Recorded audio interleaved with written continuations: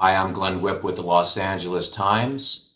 Breaking Bad will return on August the 11th for its final 8 episodes. Joining us this morning to spill the beans completely on those last 8 episodes, Anna Gunn. How many times do you get asked a day? How's Breaking Bad going to end? I get asked countless numbers of times, and people sometimes think they can trick me into, like, if they get me talking. And I was just at the Sundance Institute doing the director's lab, and there was a night we were out having a good time, and people thought if perhaps there were enough drinks flowing that I might spill some beans, but we are well trained. But you will be reuniting for the Breaking Bad movie, right?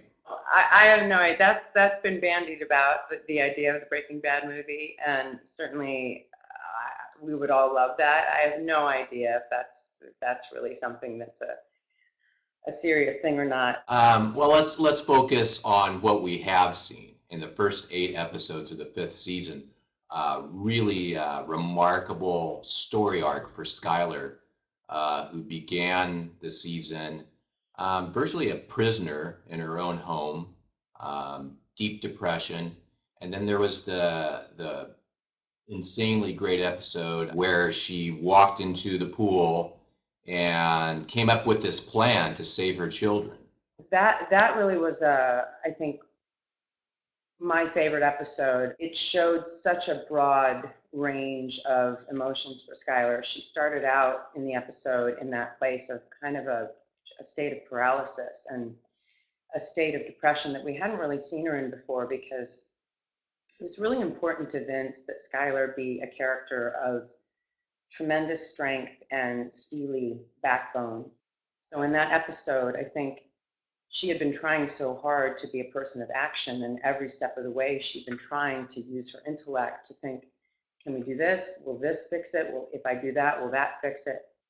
And then she finally found herself in a place where she couldn't do anything anymore, and was stuck, really, really stuck for the first time, and stuck in a house with a man that she was not only felt that she didn't know, but was really frightened, really, truly terrified of, and had one thing on her mind, which was, how do I get my kids out of here? Because I'm really scared that somebody's going to come to this house and they're going to kill my children.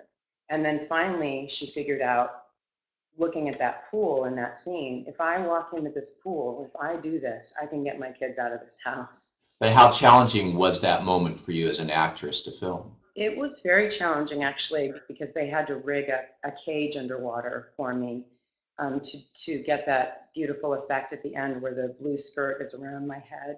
And two divers had to take me under the deep end and take me under the water and set me into that cage. So I had to have a regulator. We did it at night. We probably did that shot about 4 o'clock in the morning.